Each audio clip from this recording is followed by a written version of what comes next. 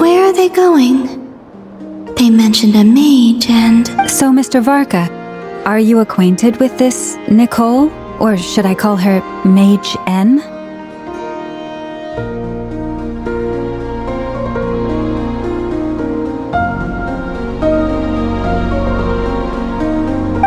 Not really.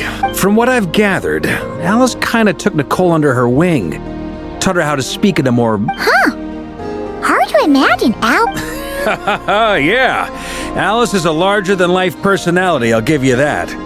But if I remember correctly, being an interesting person is actually one of her main entry requirements. Hey! Don't go around making promises on Alice. I wouldn't dare. I'm just trying to paint a picture of the Hexen Circle for you. Okay, sure. Anyway, since none of us have ever met Nicole, how are we supposed to find her?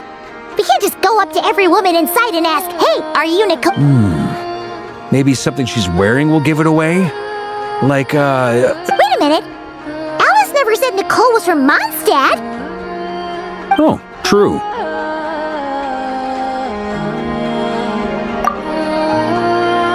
That would be this young lady, then?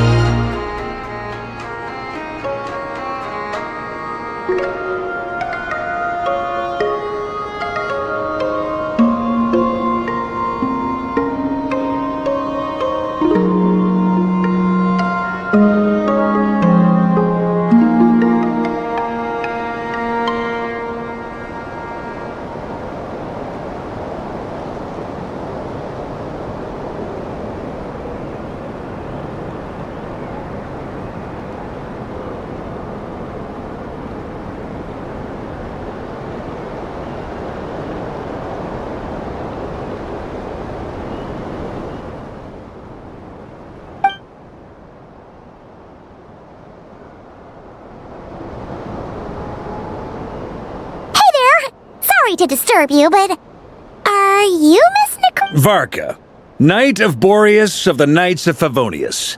Alice might have mentioned me before.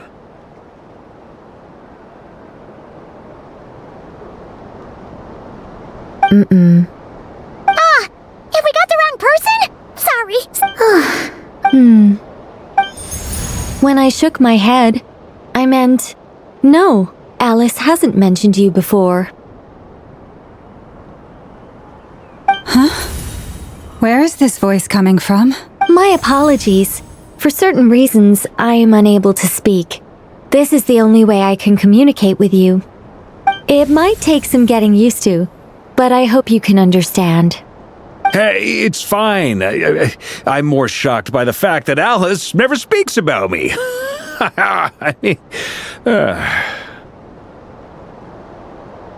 As for you two, we have crossed paths twice before, but it is nonetheless a pleasure to finally meet you. It's really you! You're quite welcome. This time, things are different. We have reached the unwritten pages of the story. You might say that we stand at the crossroads of fate. Now then, allow me to formally introduce myself. My name is...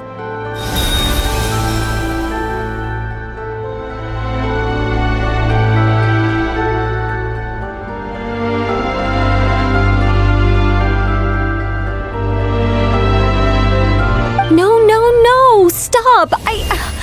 Alice! I can't believe it!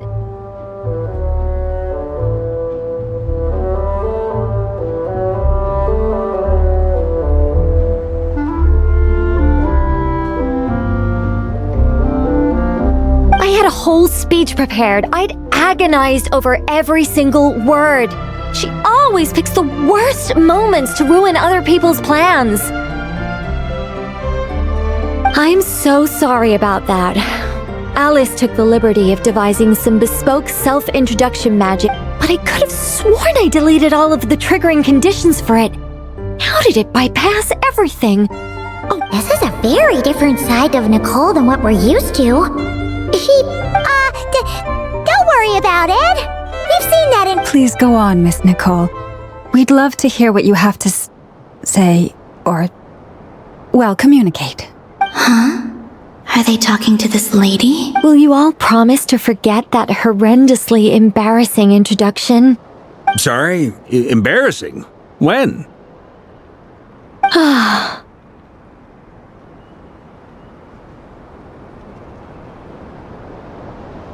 Yes, my name is Nicole, and I am one of a very few angels who have retained both their preferred form and their power.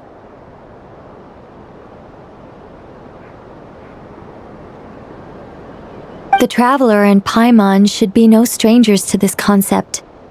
There is another of our kind in Natlan. They call her the Lord of the Night.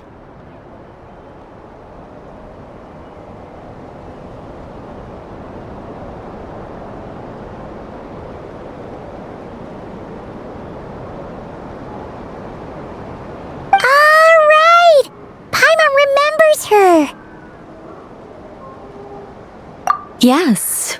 Well, I have retained more of my power than she. It's because I don't have a long-term duty to fulfill. To be more specific... no.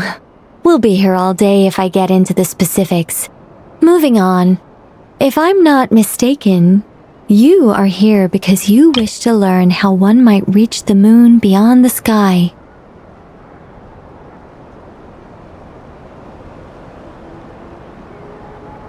That's right. Is that something you can give us any guidance? Yes, I do know a way.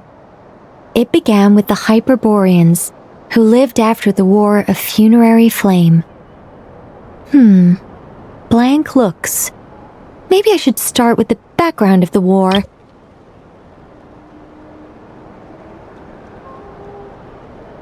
Or maybe not. It shouldn't be an issue. I'll fill in the gaps for you when we have more time. Anyway, after that war ended, the three moons retreated to beyond the false sky. The Hyperboreans were humans I once aided. They accepted the civilization and creations bestowed upon them by the angels.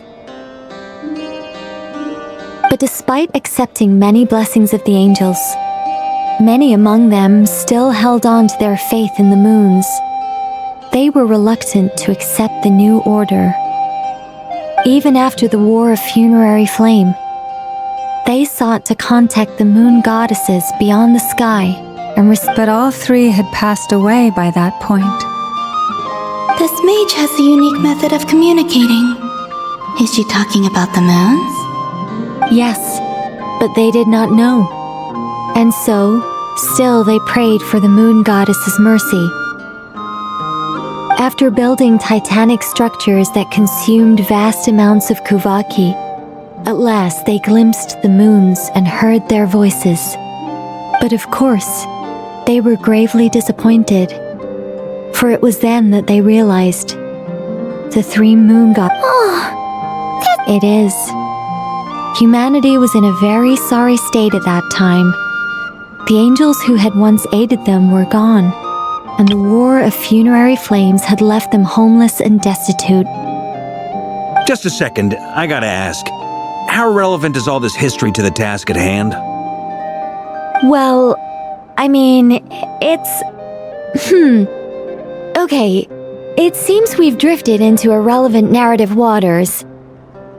It's been a while since I've had the chance to speak inside someone's head. As soon as I got started, I lost control and the words just flowed out like a waterfall. What I'm trying to say is... Right, yes, that's it. The relevant part is the ritual created by the Hyperboreans.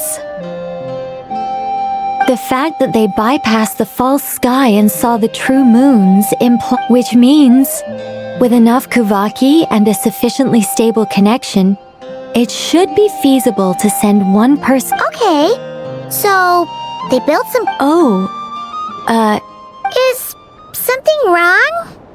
You sound... I just didn't expect you to summarize it so well.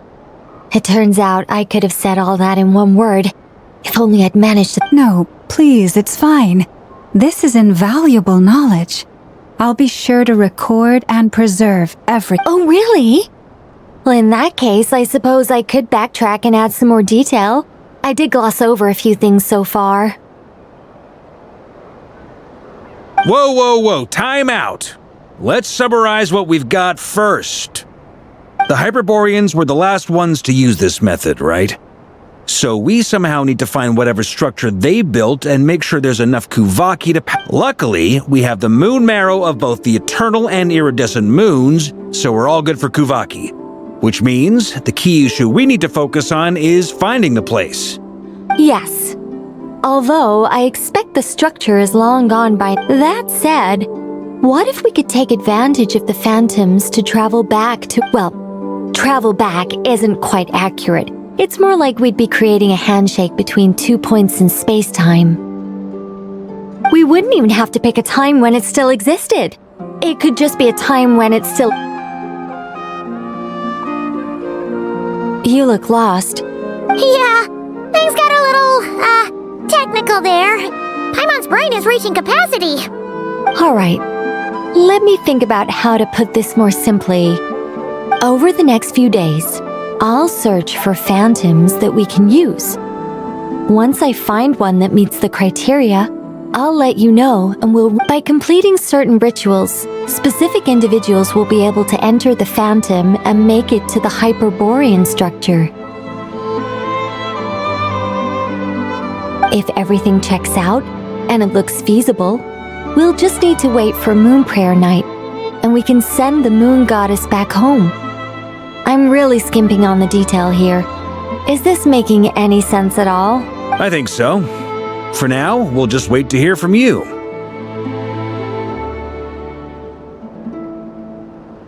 Yes. Basically, yes.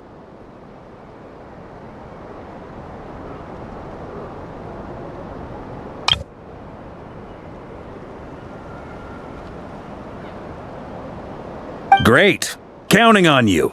In the meantime, we'll focus on finding the Moon Goddess's name. My name?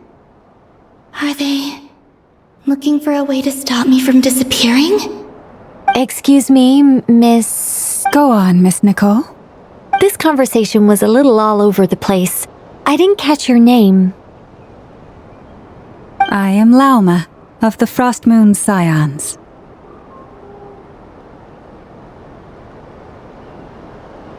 Ah, I did wonder.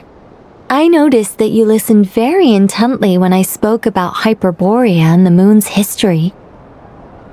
If you'd be interested, I'd love to visit you this evening and go through it again in greater detail.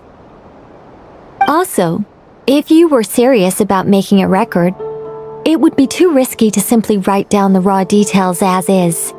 I would suggest some tweaks. Maybe rewrite the stories as fairy tales or fables, perhaps even prayers. Anyway, we can cross that bridge when we come to it.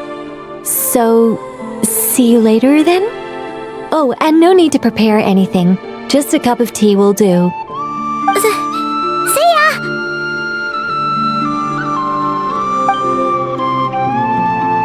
She seems friendly. It's just...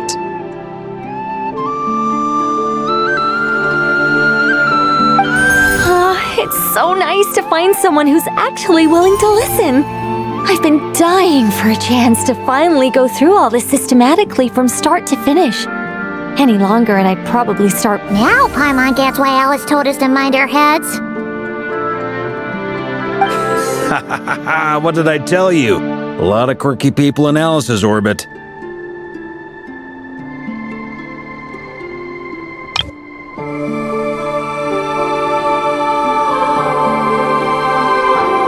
Now then, the next order of business is, where do we start looking for the Moon Goddess's name? Maybe the rest of what Nicole has to say might give us some clues. Once I've heard her out, I'll summarize the salient points and share them with you all. I'm also inclined to review our other documents.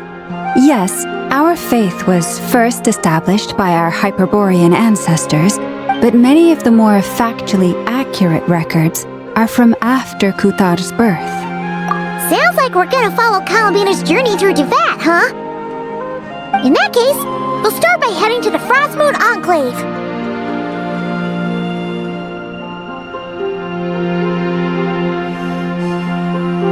Sounds like a plan.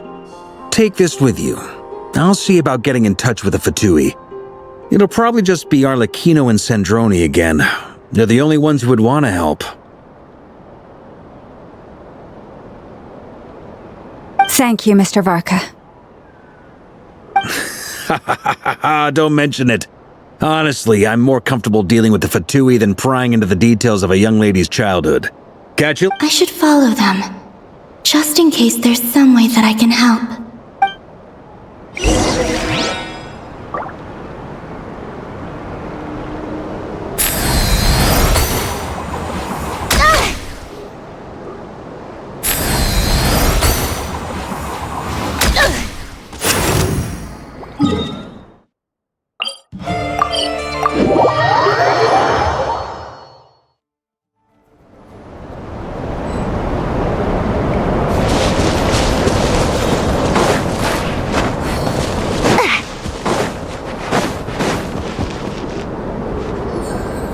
A while ago, I took the time to organize all documents in our possession that pertain to Kuthar. What you see here is the material I consider reliable.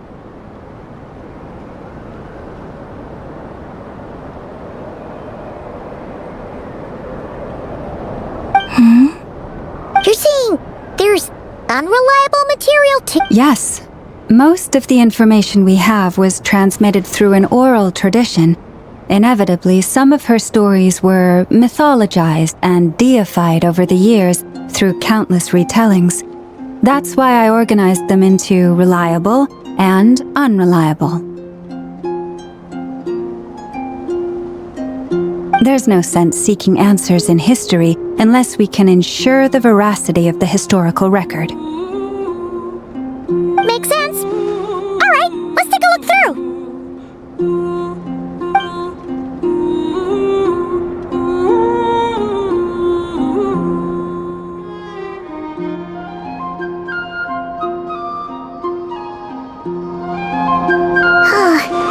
Almost all these records refer to Kuthar instead of Columbina. What we can gather from these records is that the Frostmoon Scions worshipped her as a god, placing impossible expectations upon her.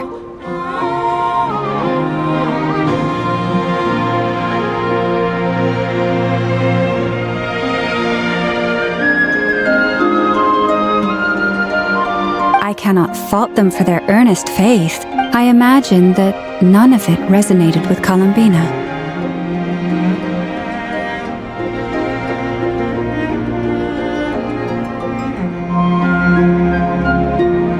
It wouldn't surprise me if, even back then, she had already begun to reject the name Kuthar. Lama speaks the truth.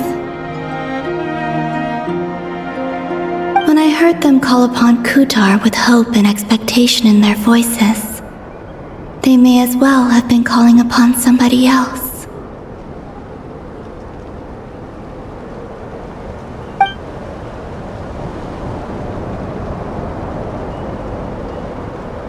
Well, that's a bit complicated. I looked at the level of detail, perceived authenticity, prose style, and how realistic their portrayal of Kuthar seemed to be. Amongst the Frostmoon Scions of that being said, I have sensed some changes in her lately. Changes? Me? Seems like this is getting us nowhere. For what it's worth, why don't we check the unreliable sources too? Sure. Give me a moment.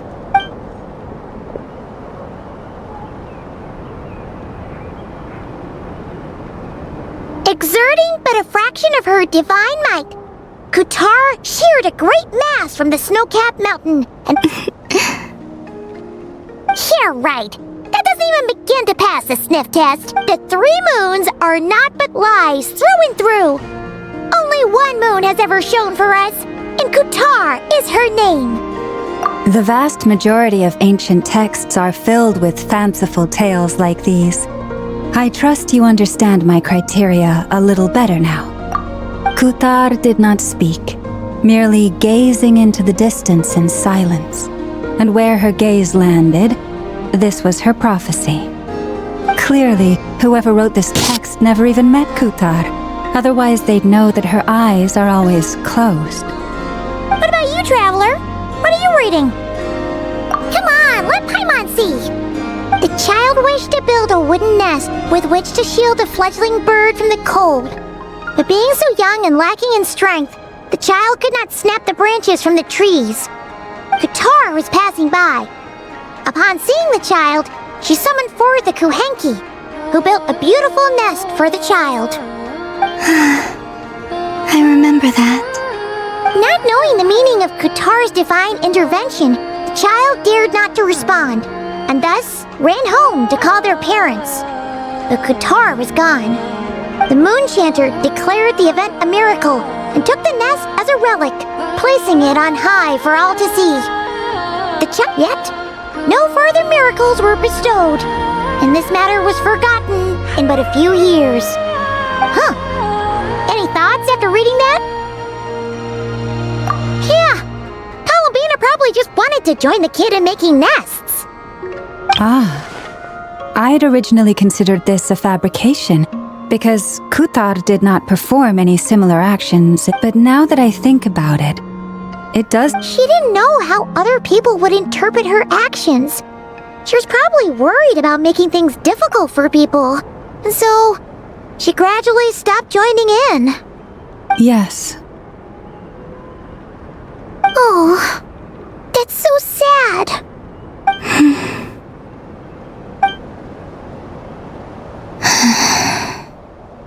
And now, I can make no such gestures of warmth, even if I want to.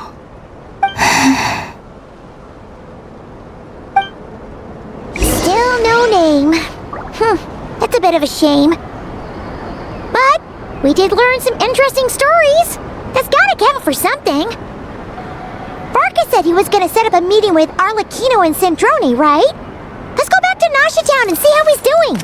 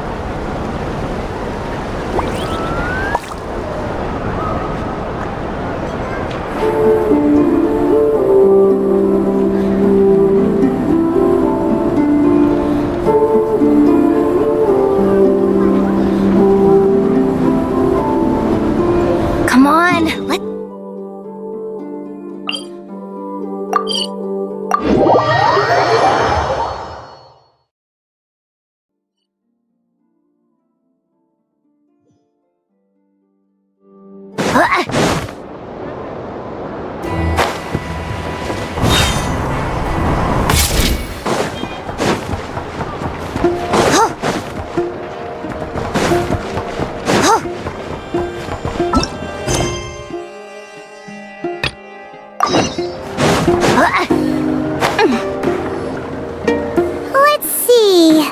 There's Varka. Oh, and it's Durin and Albedo too.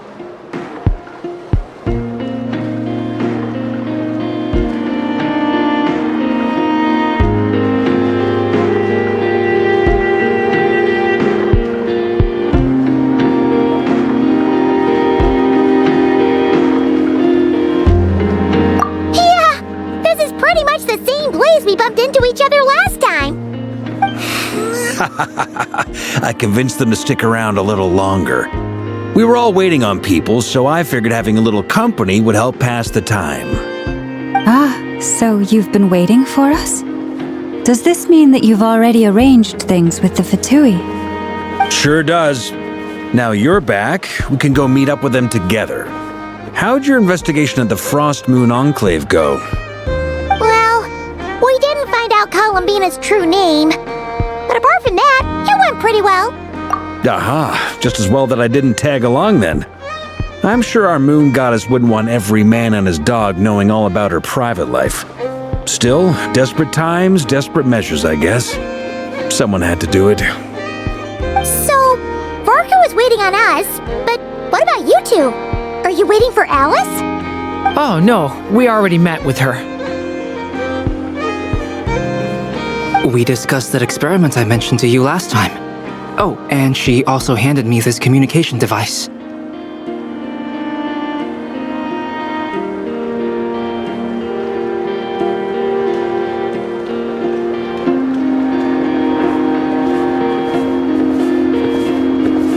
That's right. I understand she informed you about the relationship between the phantom phenomena and Tevat's borders, yes? She wants me to help her. She said that she'll contact me through this device with more information. Ah, I see. Following instructions and making observations. Pretty common research method. Takes me right back to Albedo's lab. Wait, then who exactly are you meeting? Someone you know. Albedo's met him too. But I don't think Miss Lauma or the Grand Master have been introduced. Introductions are overrated, especially in cases like this. It's you! So, it's not like the academia has prohibitions against going abroad. Also, I applied for leave. I've been writing to Hat Guy since obtaining a human form. I've already brought him up to speed on everything that's been going on in Nodcry. Hat guy? Turns out, I actually have heard that name before. Oh? Then why did you react the same way I did? I only knew the name, not the fella. But since we're all here, let's do some introductions for what it's worth. I'm Varka, Grand Master of the Knights of Favonius. Lauma, Moon Chanter of the Frost Moon Scions.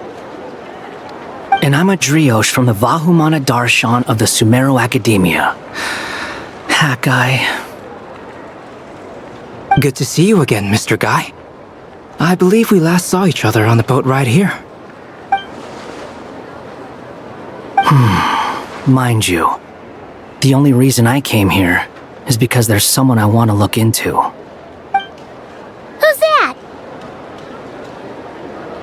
The Doctor, also known as Dottore, second of the Fatui Harbingers.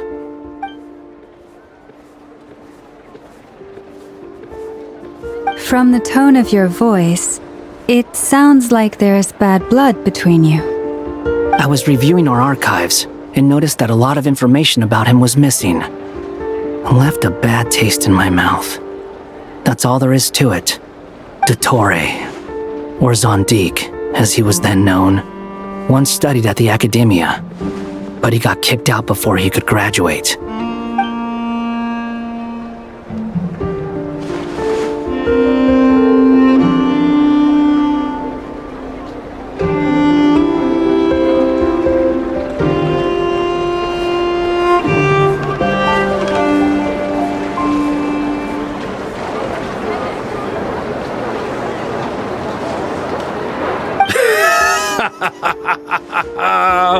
So the Harbinger's #2 man is a college dropout? How embarrassing for them. Last we heard, he was planning something. We actually heard that a few times before, even coming to Nodcry, but we haven't seen a trace of him since we got here. He only appears when something interests him. For all we know, he might have left already. But the fact he did something here at all is worth noting. It'll fill a couple extra lines in his file. Why does it sound less like a file you're writing and more like a criminal record? Anyway, we were just about to meet 2 of the other Harbingers. Want to come along? You might learn a thing or two about him there. Sure. Even though they're Harbingers, well, They're old acquaintances of ours, so, when you talk to them, try to be... I got it. The Frost Moon Scion's relations with the Fatui remain tense. Forgive me if I do not attend. In that case, we'll continue assisting Miss Alice with her experiments. Good stuff. Everyone's having a fruitful time. All right, we better get going. I'll lead the way.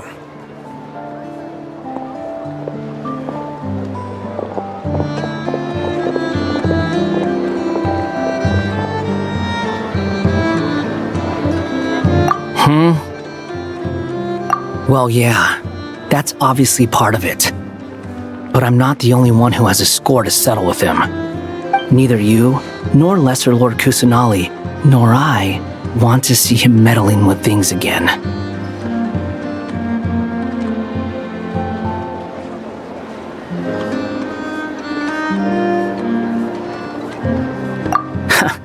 What's the hurry? Don't worry. Pigeons always know which way home is.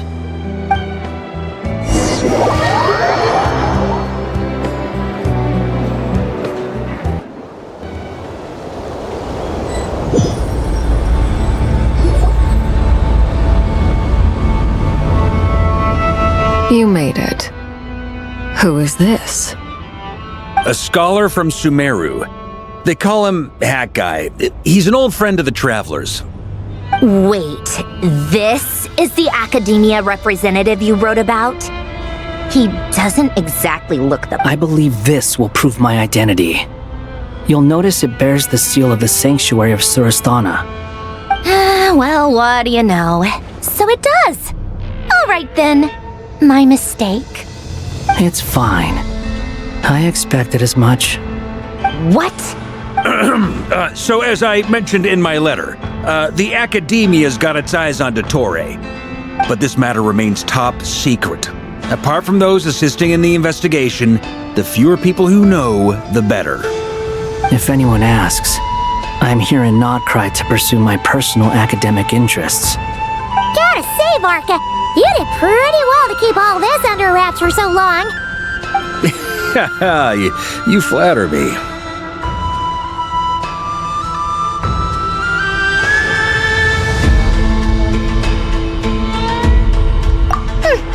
Where do I even start?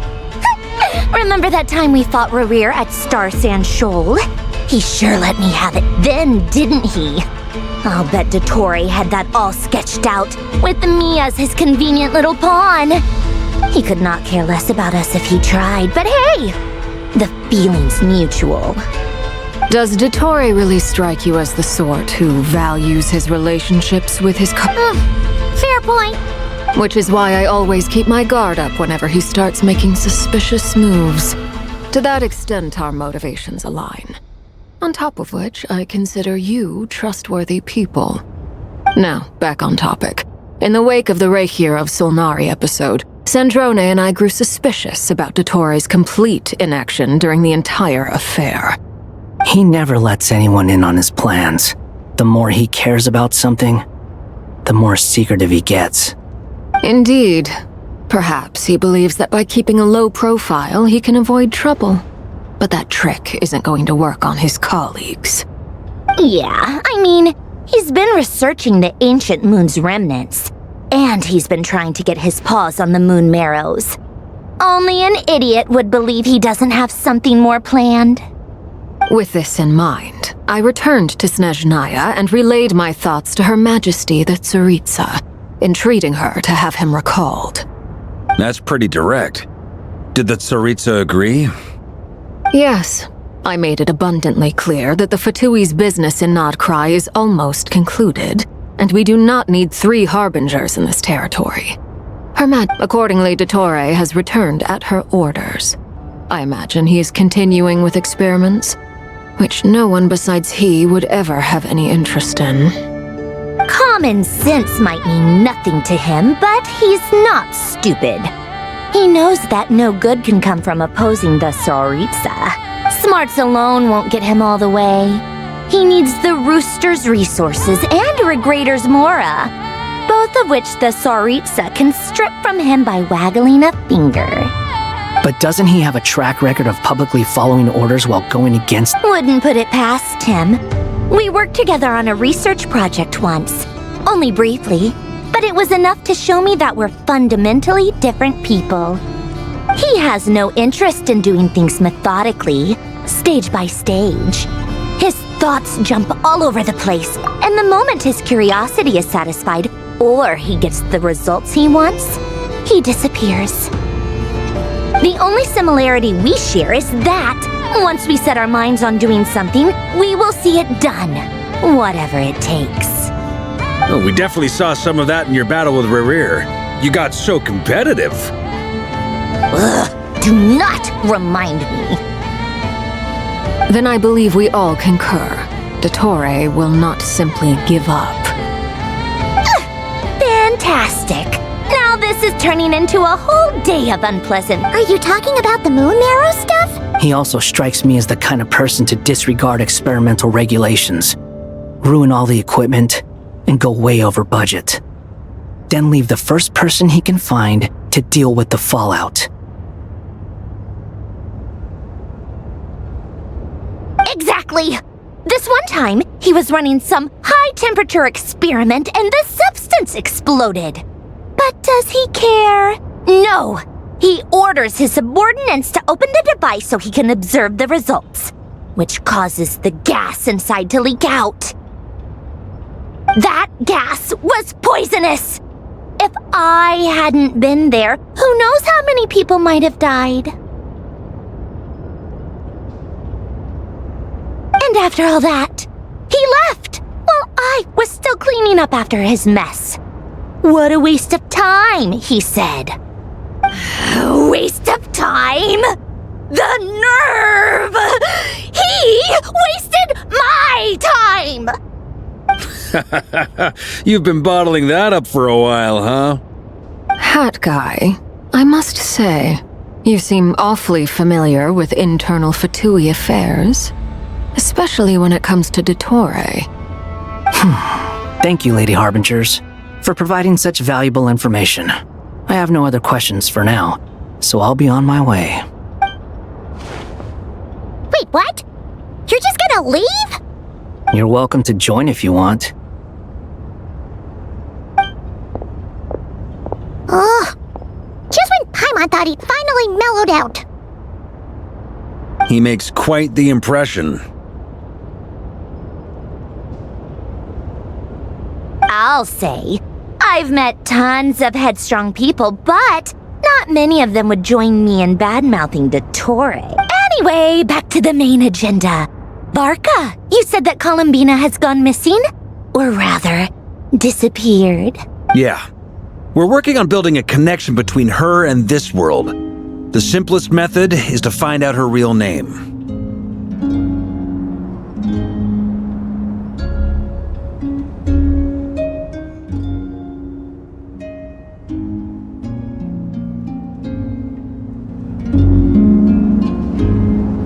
I've actually asked her that question before, but she said she didn't know. Considering our relationship, I doubt she was lying to me. As far as I recall, she was never dispatched by Her Majesty to claim a gnosis or anything like that. The Tsaritsa's plans had long contained a place specifically for her. I always thought that was weird. What could she do that the rest of us couldn't? Knowing what we do now, it's probably something related to Kavaki, right? More than likely. When she first arrived, Columbina would often go to Her Majesty and ask when she could start the task assigned to her. But Her Majesty always gave the same reply. The time has not yet come. So she spent her days in Snezhnaya doing basically nothing.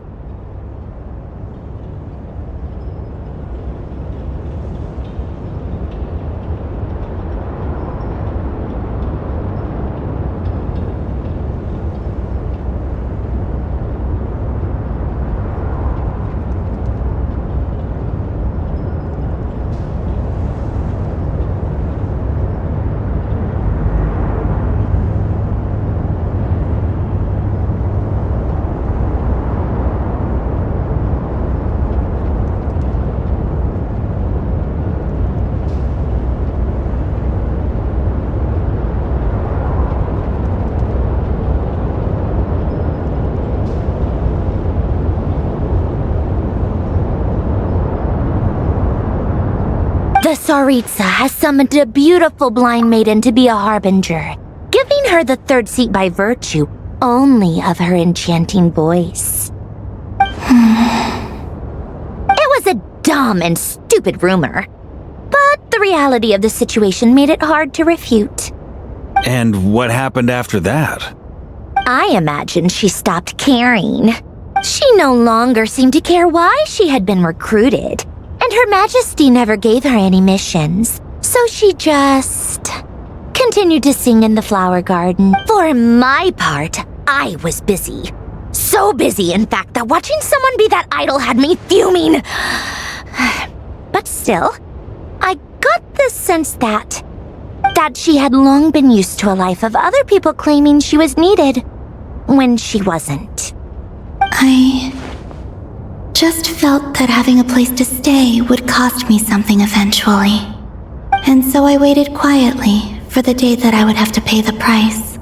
And on the other end of that spectrum, you had me.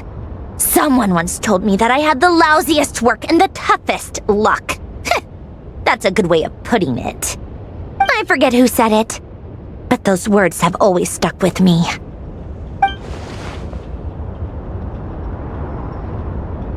But you've done your job exceptionally well all this time.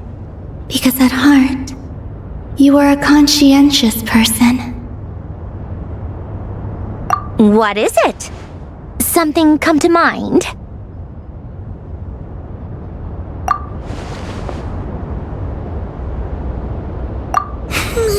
That makes sense. Nothing screams you are needed like your name shouted from across the town. Well, good luck with it. But if you ask me, Kalambina is still the most shoutable name. I'm just so used to it now. After all the arguments we've had, I can't be bothered trying to remember another name for her. Nor I. Sandrone. Harlequino.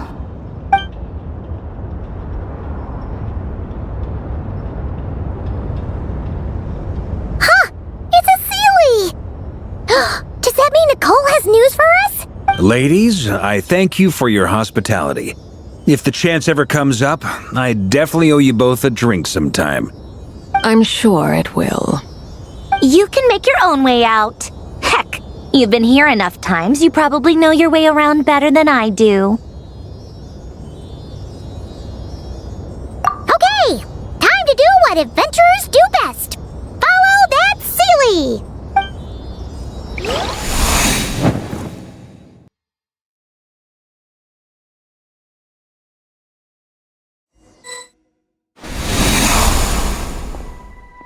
Here you are.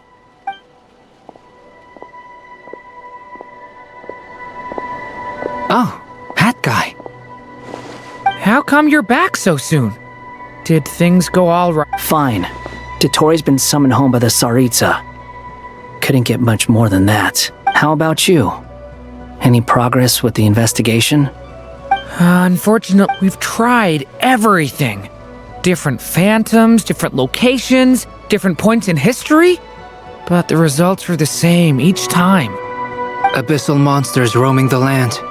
People crying out in despair. Every time I see it, I can't help but think, is this what it was like in Mondstadt when Dragonspine Durin attacked? And if I fail in the task I've been given, will I create yet another tragedy? That's just meaningless speculation. When we encountered similar phenomena previously, I tried to interfere with those illusions, using sounds and lights to guide them. However, we could not change their fates. At most, The events of the past are like fate that has been written into Irminsul. There isn't a living thing in Tevat that can escape its past. but Miss Alice instructed us to try to find ways to change the outcome that these phantoms face. It's an impossible task. Can't you just refuse? Since she asked us to do this, I feel like it can't truly be impossible. Or if it is, well, mages can make the impossible possible. I could not have been born as Durin otherwise. But you also said that your past 39 attempts were fruitless. That's true. But you're still going. Yes. After this many futile attempts, surely you realize that you're not doing this because you still believe what some mage told you. It's because you want her hypothesis to come true. It's something you wish for deep inside. So, think for yourself about what you want to do. As long as you don't believe it's futile, it isn't. Yeah. Previous experience indicates that we cannot touch the phantoms, which limits the effectiveness of... If we want to clear this hurdle, we need to... Same thought here. Following the same rules means repeating the same failures. Reducing ourselves to mere playthings of fate. So you mean we need to figure out a way to make contact with them? Yes, and I suspect that's something only you are capable of. Everything in Tevat is logged in Irminsul. But the withering that... This corruption allowed things that should not have existed in Tevat to appear. This is tantamount to rewriting reality to an extent. You're saying abyssal power might be able to affect those phantoms? No one's ever tried it before. If you're gonna try it, it'll take courage. And you have to be confident that you can control it. Is anyone there? Has anyone seen my daughter? She's missing. I have to find her. I hear someone inside. Spargana? Are you in there?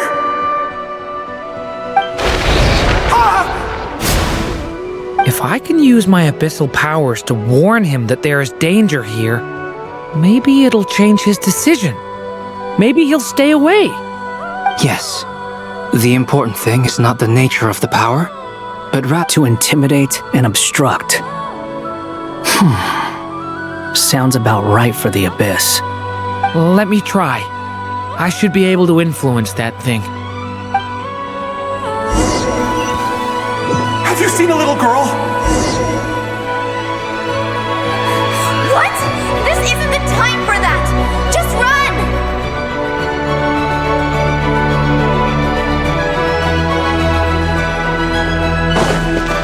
I hear someone inside.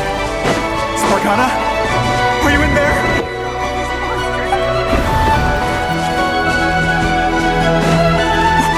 What is this? It's dangerous. I should get out of here.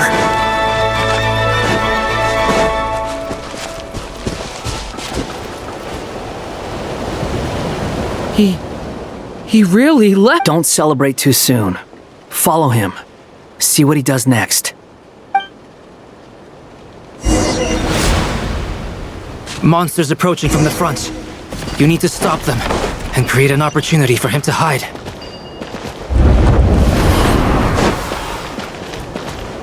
No! There's monsters ahead!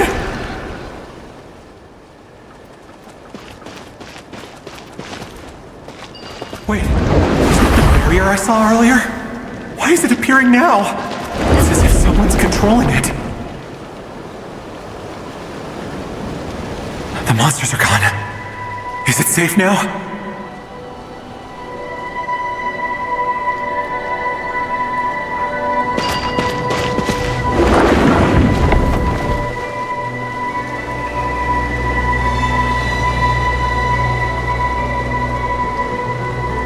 The barrier's gone too. How odd.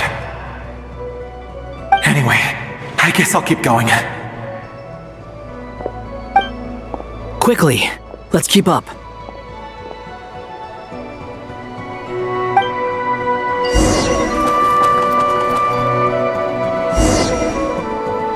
Wait, there was someone else here? Don't go any further! We've got anti-monster traps laid out everywhere! But my daughter must just be up ahead! I have to go! This way's blocked.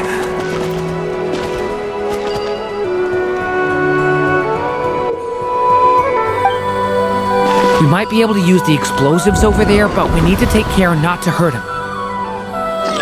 I'll use the barrier to keep him at a safe distance. This barrier seems to be helping me somehow.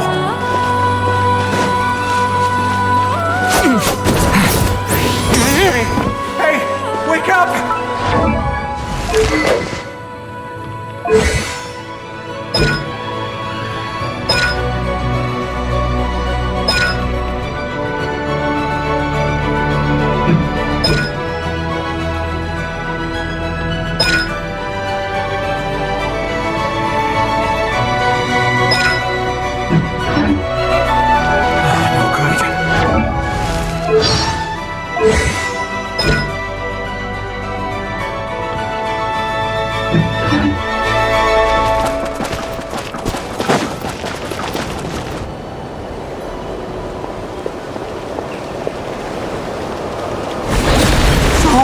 many monsters!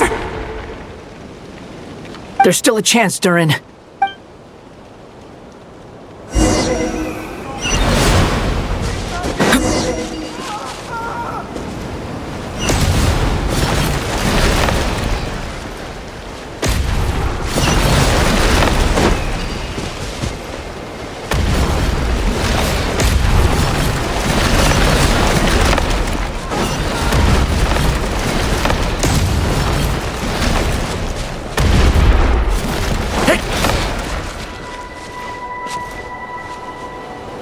This is a new development. I've never seen this happen before.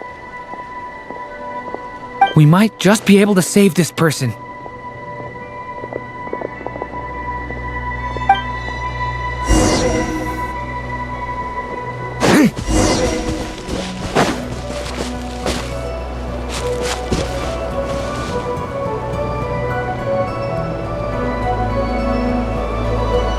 Hello there. Have you seen my daughter? Spargana is her name. She's carrying a large backpack. Get out while you still can, you fool. You won't find any survivors here. But I can't just leave her here. She must be so scared right now. Sorry. Wish I could help, but I haven't seen her. You'll just have to keep looking. Okay, thank you.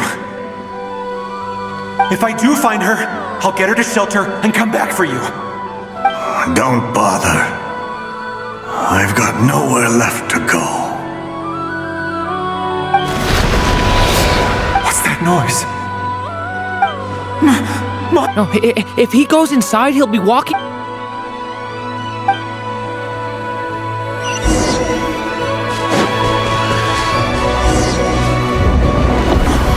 Why?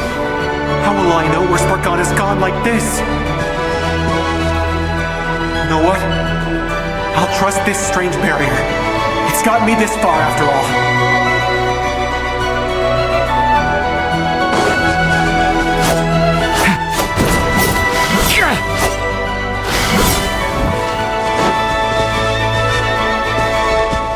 Spargana, are you there? What? What's this? Hey!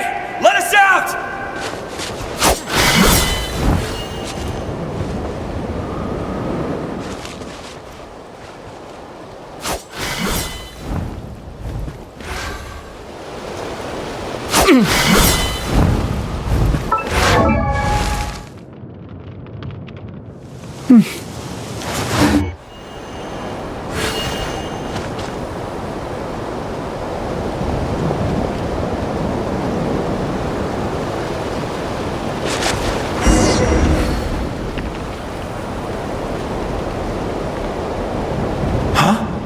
That's...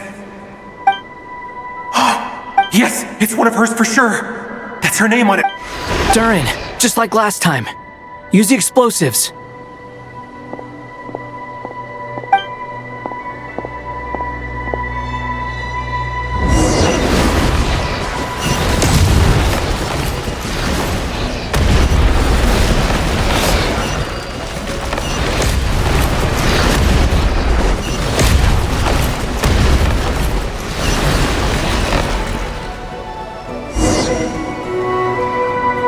It won't work. There's not enough, but then... It might not be the only one. Better he misses that clue than loses his life. I guess so.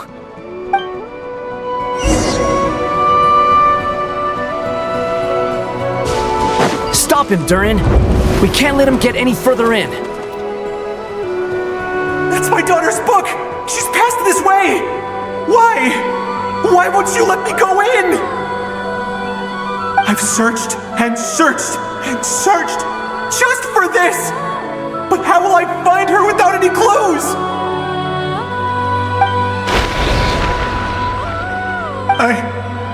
I no longer have anywhere else to go.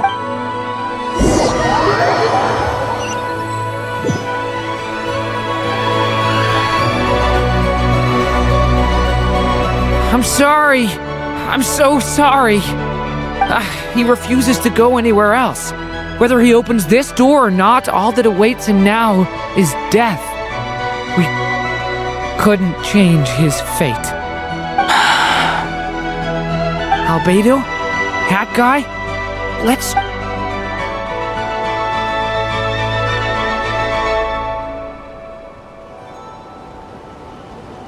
Why am I here? What's going on? All these scenes running through my head. Huh? His reactions have changed. How many times have I... What's happened? You can see us now? I feel like I always could, but that I only just realized you were there. I'm sorry, I don't know how to describe, but you were the ones guiding me using that marked barrier, right? I haven't done anything yet, but those monsters, those deaths, I won't find my daughter. What? No, it isn't. Yes, it is. Even so, we're trying to find a way out of this. You've not seen my daughter either, have you? It seems she really isn't here.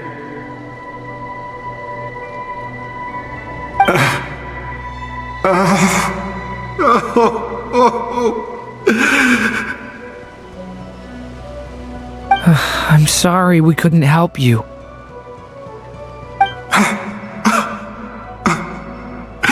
I'm just tired. Maybe this is destiny. Maybe it doesn't. How long do I have left?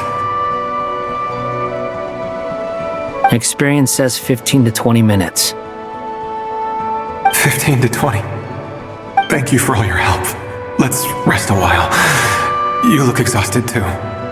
Now's not the time for you to start pitying us. It's not pity. I'm just realizing that I've only...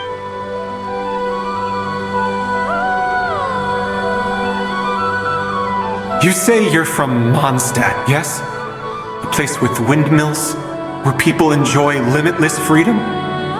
And you're from Sumeru, where they've built an academy into a giant tree? Yes. It seems you've never heard of either place.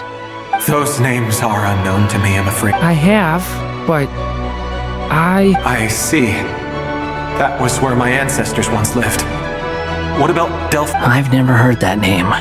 Then what about Salvindaknir? I have seen that name on stone tablets on Drag... I see. I'm sorry. I was the one... It's alright. We did hear something new. From how you speak of your lives... they are. Mondstadt is a place of freedom and happiness. There's a lot of good people in the church and the Knights of Favonius, and even outsiders find that it's an easy place to feel at home. We have festivals a few times a year. Everyone gets together to drink. Sumeru is a lot more uptight. Not really the kind of place where you can relax. It's a nation fraught with problems wherever you look. But if all you want in life is to seek knowledge, I guess it's pretty much paradise. That's wonderful. In other words, after this all-devouring black tide passed, humanity did not merely avoid extinction, but rose to build prosperous civilizations anew.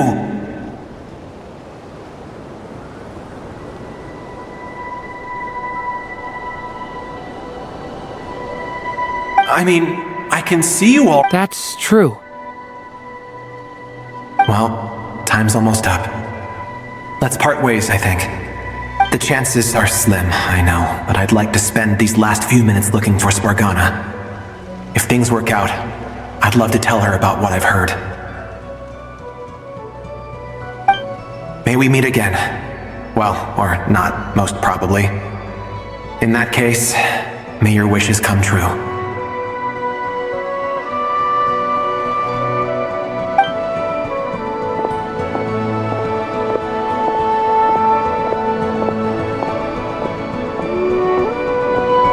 He's gone. In a few minutes, he will meet the end that was his to begin with.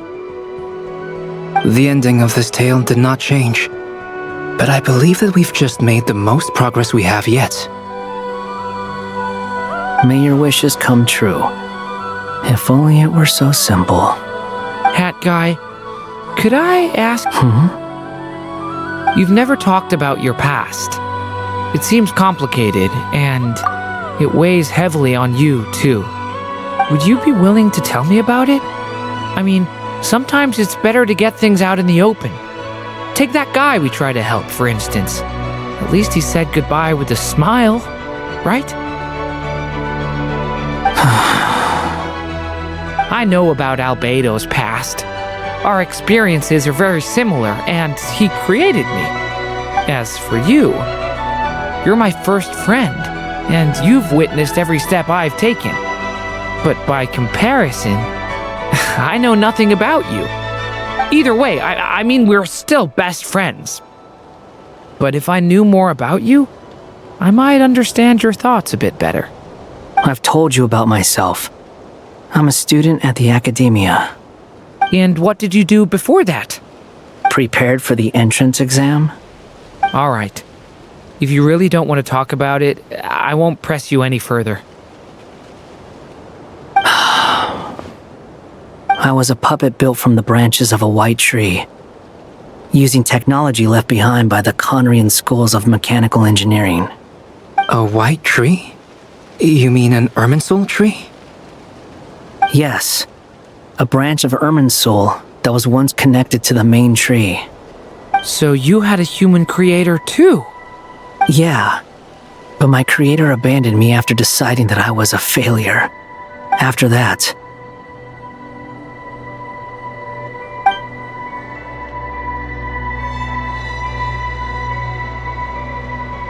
Durin, resisting the influence of the abyss, suppressing the urge to destroy, trying to do the right thing.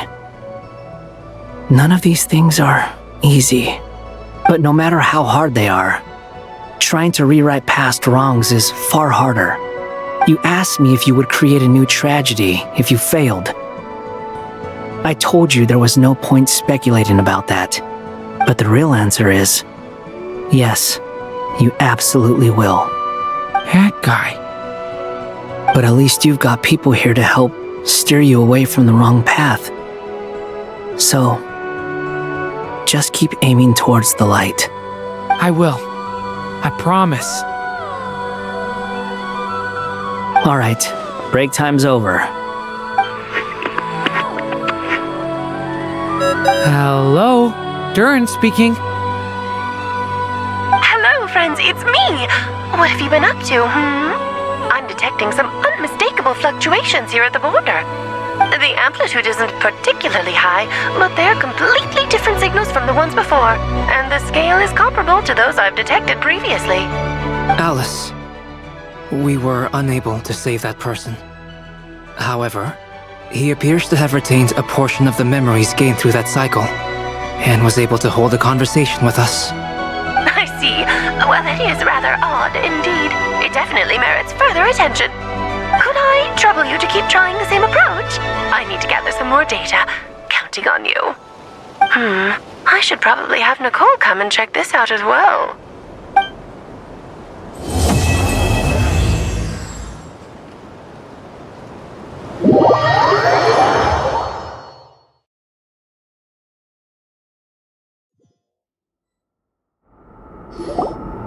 There you are. I was worried you might stop to collect treasure chests opened by the Seelie along the way. It would have taken you so much longer to get here. Another conversation I cannot hear. I am delighted to see that you understand what takes priority, and that your adventurer's instinct has not swayed your resolve. Really, I must applaud you for it. You should know.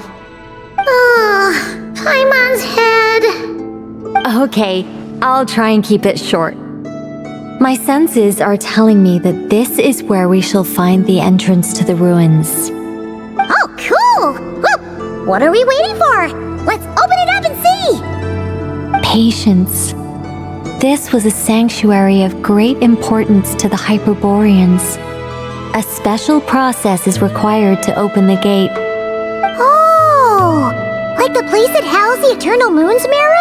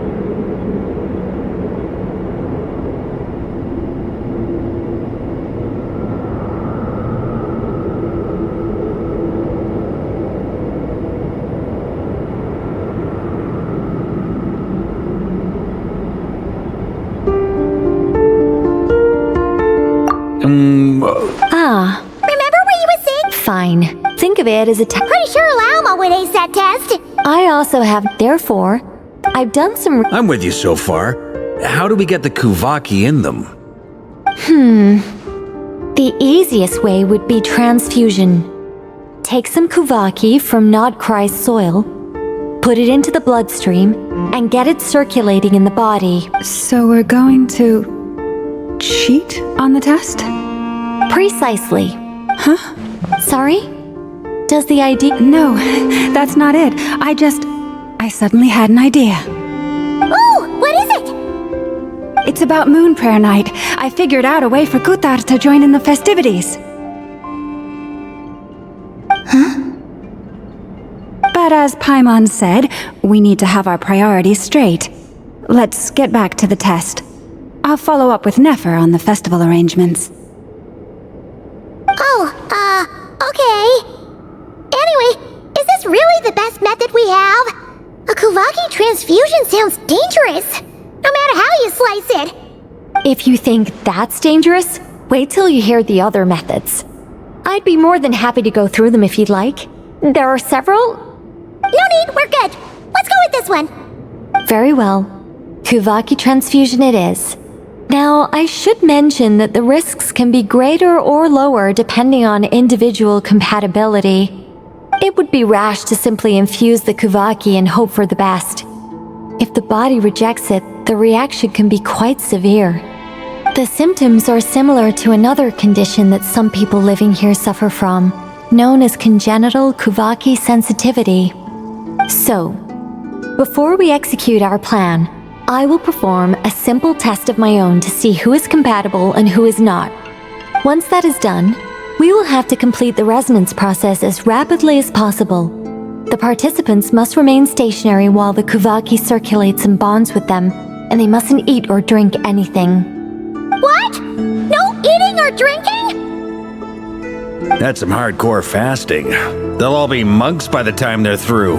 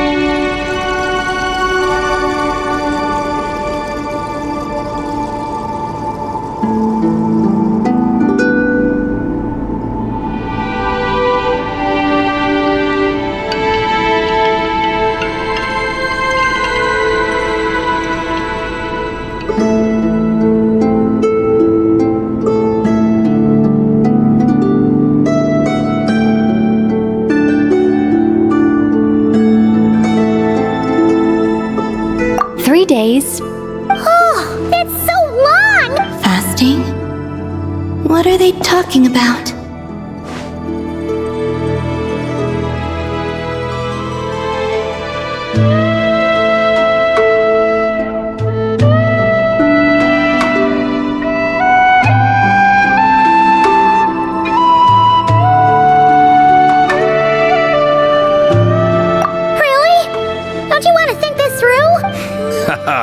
Miss Nicole has made it clear that this is the easiest way.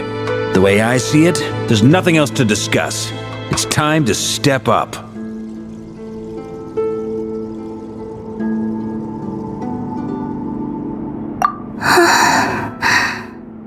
Yeah, you're right.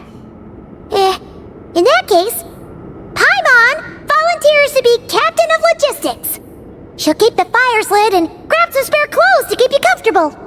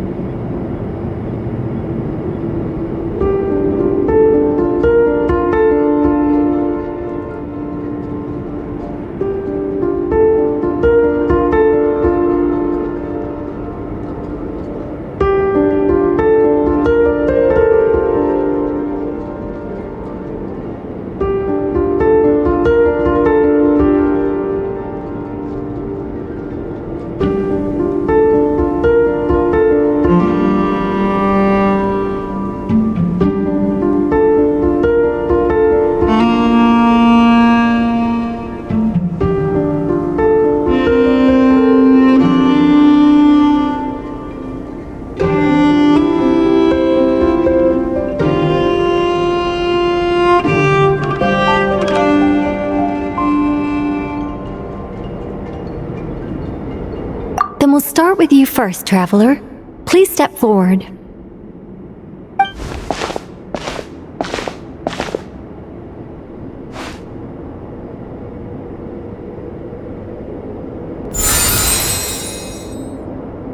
How's it going? Do you feel anything? How about now?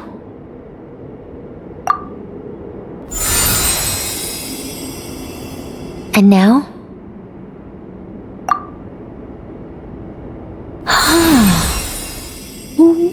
What about now?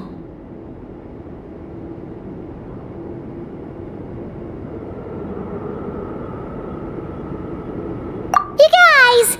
All right, It's like I summoned. In my last attempt, I infused 5 times the amount of Kuvaki required. Yes. Safe to say, compatible. You're next, Mr. Varka. Sure, here goes nothing. All right. I'll start where we left off.